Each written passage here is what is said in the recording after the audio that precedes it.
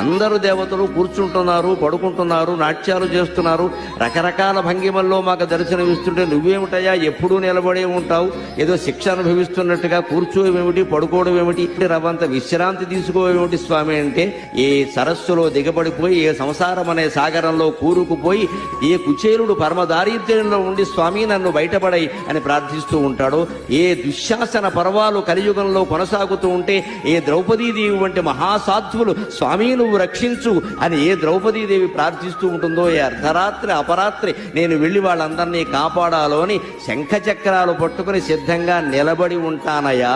పడుకుంటే లేచి బయలుదేరడం కష్టం కదా, ఎవరికైనా దేవుడికైనా. ఎవరో మేలుకొలుపు పాడాలి, సుప్రభాతం పాడాలి, లేవాలి, బయలుదేరాలి. అంతకంటే నిలబడి సిద్ధంగా ఆయుధాలతో సహా ఉంటే వెళ్ళి కాపాడొచ్చును కదా అని నిలబడి ఉంటానయ్యా అనే సమాధానాన్ని స్వామి నా మనస్సులో స్ఫురింపజేశారు శ్రీ వెంకటేశ్వర లీలగా.